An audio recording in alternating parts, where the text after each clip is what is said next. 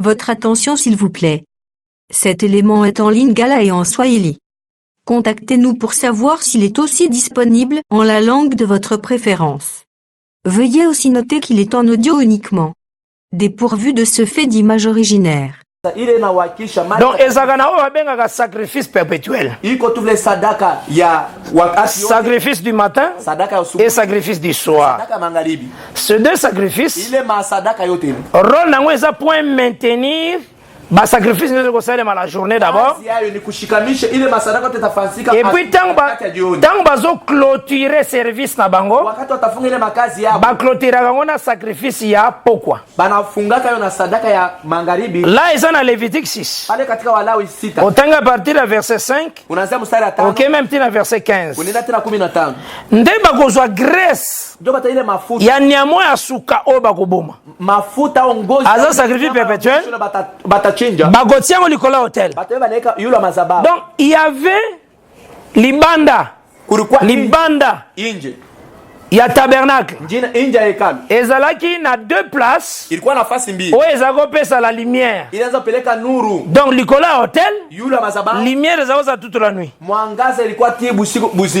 Colonne de feu. Lumière pesa koza. Parce que le feu brûlera toute la nuit. D'abord, donc graisse alimenter l'éclairage toute la nuit n'a pas vu. Nicolas Tabernacle, c'était la colonne de feu. Donc en réalité, on vous dit, la colonne de feu tango kitaka akoma kande graisse. Maintenant, les sacrificateurs azwaka nini? Akozwa moto wana ezana na hotel. Parce que moto wana nzambe nda pelisango. Apelisango na Lévitique 9. Ekufa kate. Nde bakoyeba nde ku entretenir yango. Akozwa moto wana. Akoti na yango na tabernacle. Apelisi chandelier. Ozola na malam. Maintenant si vous na Daniel 8. On remarque tant que vous na petite corne. On va partir à verset 8. La petite corne. Oyazo bimana kati ya troisième royaume. Donc na kati ya Grèce. Oyazalaki comme dernier roi. C'est Antiochus Épiphane. Donc tant que se manifester balobi ke akosala makamoko très horrible. Akolongola sacrifice perpétuel. Pona nini sacrifice perpétuel? Pe ako établir abomination. Donc, il y a un abomination et tient makana lié saint appelé par vie. Parce que mutaka sakalié saint wana balobaka place abomination et kozala. Ezande na katanda kute. Ezande na katanda kute. Wana salaire makas. Yeso habilité ane wana te. Lévitique 6. Voilà aussi. Yoga Lévitique 6.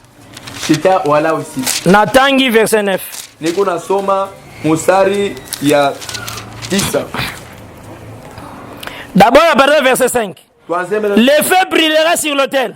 Moto itawaka yulu et il ne s'atteindra point. Na eita jimika. Chaque matin, le sacrificateur y allumera du feu. Mukwani atawakisha moto. Donc au moins moto kotika la sur l'autel. Ekufakate. Soki sacrificateur aye na tongo. Asangisi banzete na se. Azui moto ezaki likolo hotel. Azongisi na se. Anarudisha tena. Ya likolo hotel. Ya yulu anani. Ne s'éteindra point. Haita jimikaka. Osomo mbona hii service za Salema? Ah. Le sacrificateur y allumera du bois. Arrangera l'holocauste et brûlera la graisse des sacrifices d'action de grâce. Verset 6. Le feu brûlera continuellement sur l'autel. Il ne s'éteindra point. Voici la loi de l'offrande. Les fils d'Aaron la présenteront devant l'Éternel, devant l'autel. Le sacrificateur prélèvera une poignée de la fleur de farine. Et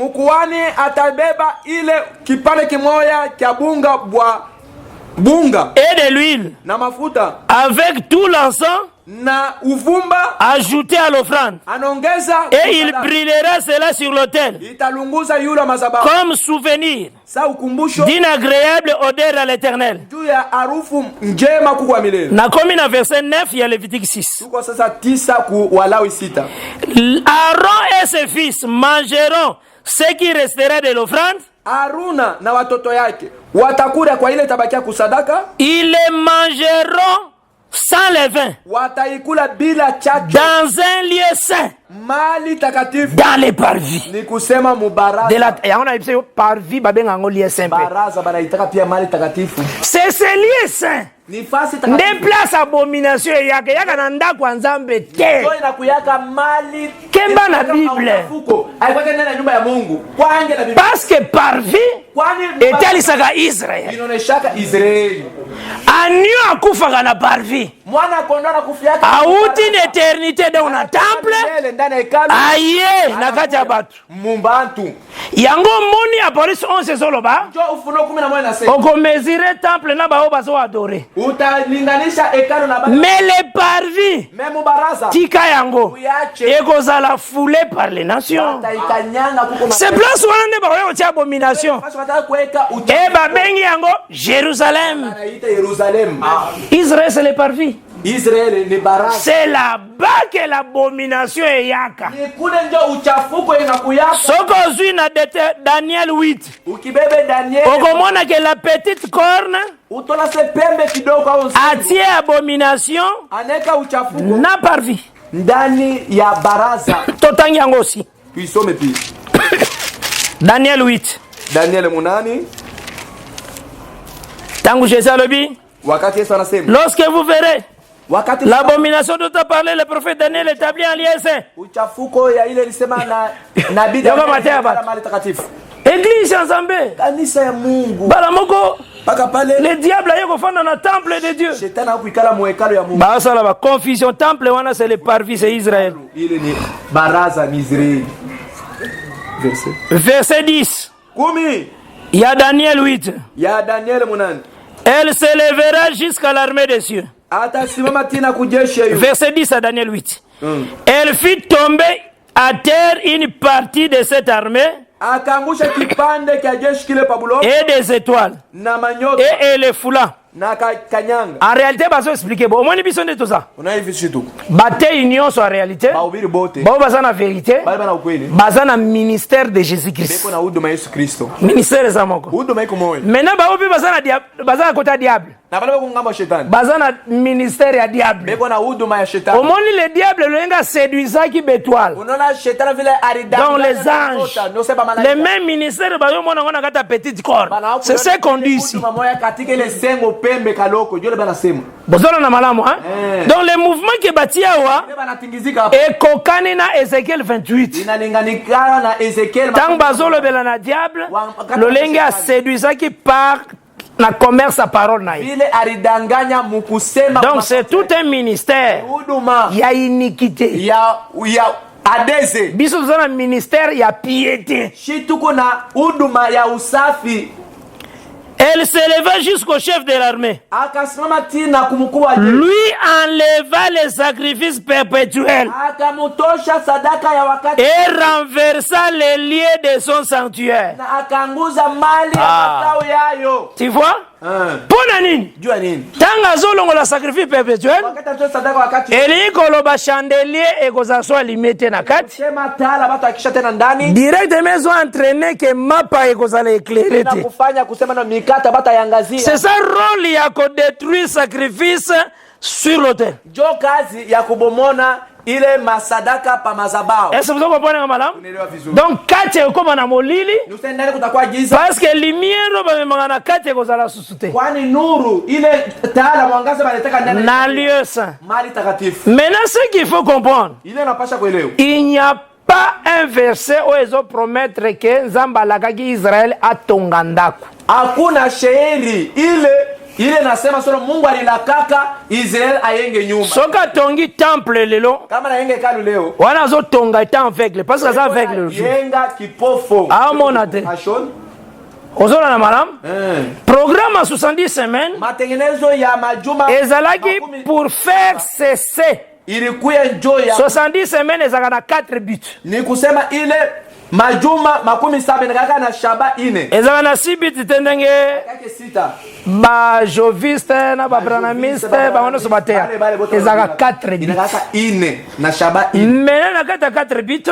Shaba ine. Batalisi ke. Manaonesha kusema. Il faut faire cesser les sacrifices. Inapashi ashimamishe. Donc à faire cesser parmi les bits. Faire cesser les transgressions. Et mettre fin au péché. Première bit.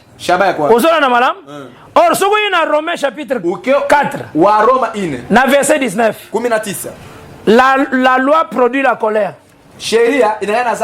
Là où il n'y a point de loi, il n'y a point non plus de transgression. Donc, ce qu'on suit verset 1, aucun n'a Daniel 9. Quand on dit faire cesser les sacrifices, faire cesser les transgressions, on vous dit que bit à 70 semaines, et ça que la loi est cédée grâce à ya. Et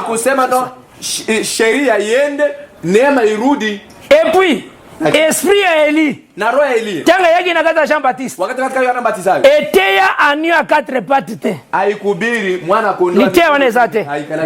L'anio a 4 pattes zaki matea ba sacrificateur. Mwana kondo wa mikulu. Mais esprit Élie eteya l'agneau l'homme. Na ro ya Élie. Cet esprit eteya interprétation. Ni kusema ilubiri utafsiri. Maintenant zoka seke tangu ekoya na police 11 koteya bozwa ntaba. Ndio kusema wakati itakuwa bozwa meme bobu mango. Muwe ngombe, muwe mbuzi, muwe mwana kondo. Matalisi yo que esprit wana interpretaka. Inakaa na tafsiri. Et quand le Seigneur salaki miracle ya bapin. Na wakati Bwana fanya miujiza ya mikate, tangu batu nyonso basisi kolia. Wakati batu wote banaisha kula. Oye tikalaki ekotaki na kata 12 paniers. Bile ile ribakia ilingia mu bitunga 12. C'est facile. Ni wepesi. Elingo la même parole que biso tozolia. Ni kusema neno moja ishi tunakula. 12 tribus d'Israël bakozwa même parole. Makabila 12. C'est ça. Jésus alobanga ba forme belle. Yesu alisema hali ya mingi. Les deux hommes bakoza kozongisa kilte ya Moïse te. Bapa kole bawi. Abata rudisha tena ibada ya Musa pana. Moïse na Eli. Musa na Eli. Rôle na bango ezani. Kazi yabo ni nini? Il faut tanga Joël bien. Wewe unapaswa kusoma parce que nzamba zana problème na ba nation. Wale Mungu yuko na mambo na mataifa. Problème na ba nation ezani. Mambo na mataifa nini? Permettre na tanga tamu mki. Usome. Urembo ya neno. Po vraiment ba jour ezo kende. Kwa masiku kunene. Ezana makamfona yebisaka bino. Kuko mambo inapaswa kwanza unaambia. Yoka tina ya makambo nyonso nzamba ko yako telemela ba nation. Angalia faida ya mambo yote ile Mungu ataka. Joël 3. Yoeli 3. À partir du verset 2. Tuanze mstari ya pili. Je lis au nom de Jésus-Christ. Je rassemblerai toutes les nations et je les ferai descendre dans la vallée de Josaphat.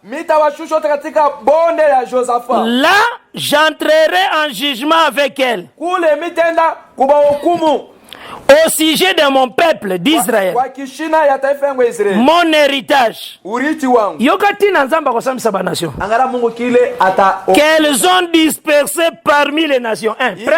Première infraction. Eza lolenge bapanzaki Israël atikalaki 100 nations. Azaki sous nation de Israël. Mona vile banazambanisha Israel. Anakuwa bila taifa. Joël amonango déjà. Yoeli alikuwa shakuiona. Tala. Ona. Hein? Jésus alobaki ke Yesu alisema moyen ya kueviter scandale ya ezate koyaka. Namuna ya kuepuka. Mais malheur na nzela ya mutu ekoya. Ni kusema ole kwa ule kikwazo kitafuta. Yoka tolea zo pesa. Shikia shauri. Vomie na mutu wana abota manata te. Il fallait batuna ye. Est-ce que mutu misala? Ese mutu ananiumbaka. Mutu azaye moko pe amisali ye moko na nzoto na kata liboma bana après sentir que akashika sema na kozala mutu ba dégâts libanda. Alors na bimi na ngo morne. Sasa mimi natoka mimi nakufa. Talanga kama solo. Angara mambo Yesu unasema. Vaut mieux pona yekuta bota mate. Ni vizuri ashizari. Kaka. Amen. Yenda tinda kama tuna mabele. Yenda tumaka watu pa dunia. Ami fue yaka. Anasema inapaswa tu ikuli. Tala yekosi Israel na nzela ya Moïse. Aningisha Israel. Abi Moïse. Yekusaba na Israel nzembo.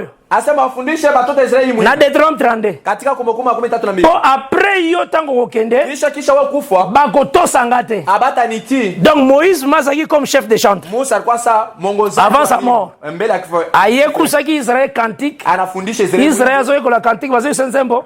Oyo azoyemba première fois deuxième fois. Mwimbo ya kwanza. Bazoyemba basse. Huyu anawina basse. Ke ta Israel tango kokoma gras. Wakati utakomea. Okoma munene. Utakuwa mkubwa. Oko rejembe. Donc bazoyemba Abiso Israel. Tangu Moïse akakufa. Wakati Musa tangu tukumona bombengo nyuso tukuzona kata pays. Wakati tutaona na simba wana tukukwea na biso. Kisha tutaanguka. Baye kusiba ngonzembo. Bala bafundisha muhimu. Bongo naloba kanzamba kani yo kwea bongo kwea te. Ndio sema Mungu kama analaka se waanguke wewe ushanguke. Nzamba kani kalobike oyo kokota te. Bongo mutokota. Mais wewe ndio kingi. Frère. Ndugu. Cela ne dépend ni de celui qui fait. Ile angalia kwa ule bona fanya. Ni de celui qui court. Ni ule bona kimbia. Mais de Dieu qui fait miséricorde. De Dieu qui fait miséricorde. Tala makambo. Joël a prophétisé. Yoel alikuwa shakutabiri. Titisa ya panzi Israël. Titisa alikuwa anazambarisha Israeli. Ba panza Israël après ba siècle eleki Israël na carte monde azalaka sute. Bana muzambarisha Israel. Timu yake inapita Israel ku carte ya dunia ishi namu. Nzamba loba. Mungu alisema. Na écriture na ye. Mumiandiko yake. Na Naum. Katika Naum. Il garde rancune pour ses ennemis. Kuna aga miséricordieux. Azakana kanda moko. Juu ya bandui baki. Azoboya ta kolimbis. Ana katala ta kurumia. Et comment il garde rancune. Eko na chunga ile. Il garde rancune. Eko na ile. Tala rancune na ye. Ngara chuki yake. Donc makambo isele makala pona biso mazana ngona motema akosambisa bana so atahukumu mataifa eza d'abord na nzela ba besoin iko mbele munjia wapakolia wawili alobi aussi anasema tena et au sujet de mon pays na kwa kishina ya nchi yangu qu'elles se sont partagées ile barenda kulikabula ils ont tiré mon peuple au sort. Ils ont donné les jeunes garçons pour une prostituée. Ah. Donc le Seigneur a koya juger ba nation parce que bazui Israël basangisi Israël na ba prostituée. Ba prostituée ce sont des nations. Ba nation ba convainc que Israël a côté na ba onio. Ba taifa na chika sema no. Kuna kokutana na ba prostituée. Ba onio hapa. Bana yao bakaba. Na ba organisation mondiale. Ile matengenezo yote hapa dunia. Eza infraction. Ni kosa. Yango ne babenga na Bible faux mariage. Ndio pale baleta na Biblia ndoa ya mubaya. Ya Moïse na Eli. Musa na Eli. Bazana parole oyo fo bakata ba mariage. Beko na neno ile bako kata. C'est ça le rôle. Ndio kazi yabo. Et bako présenter Christ pas un peuple. Na batonesha Kristo kwa taifa. Kokata ba ukata le ba mariage. Kukata watakata mandoa. Et kosala ke itafanya kusema Israël a comme ennemi de tous. Akuye adui ya bantu bote. On a dit voilà. Donc c'est ça d'abord la chose netolobi. Donc pour comprendre que tangu les besoins l'ité a besoin zana Osée 14. Mahubiri ya wapakulia wawili verset 1 à 2. Ya kwanza na ya pili. Ndelite na bango ezawa. Ndio mahubiri hapo iko pale. Na verset 1 na 2. Na mstari ya kwanza na Osée 14. Na Osea 14. Kuna Osea zo prophétiser. Ndio Osea yako na ubiri. Revenez Israël. Murudi Israël. Lobe panzambe. Sema na Mungu. Pardonne nos iniquités. C'est ça l'ité ya besoin. Ndio mahubiri ya wapakulia wawili. Osona na madame? Il faut yeba que inapaswa kusema bakoloba ke batasema tokomemela yo nzambe au lieu de taureau l'offrande de nos lèvres. ingao bangombe tukuleta donc sema sadaka ya bino yetu. C'est ça l'enseignement des besoins. Bakote ya même lité ya biso tote ya lelo. L'offrande ya lèvres. Sadaka ya kinwa. C'est ça Osée 14. Ya milomo ndio Osée 14. Kokenote anengi ba Branham na ba Frank te batea mabe ya suka ya banduku tonata barubiri mubaya. O Israel akozongela kotumba bantaba. Bantaba bakosala ngoni. Kuchinja mambuzi na bakondo. Atafana yote nini? Maintenant quand Israel akokroire. Wakati Israel tamini. Nzamba akofana na kata Israel. Mungu atikala ndani ya Israel. Na temple appelé Israel. Hekalu ile nete. Na mitema na bango afandi. Maintenant qu'est-ce qui se passe-t-il? Bakozala na offrande à lèvres. Batakuwa na sadaka ya. Maintenant faire cesser les sacrifices. Mais kusimamisha exemple nango. Mfano yale. Ezaka na Exode na acte 12. Katika Watendo 12.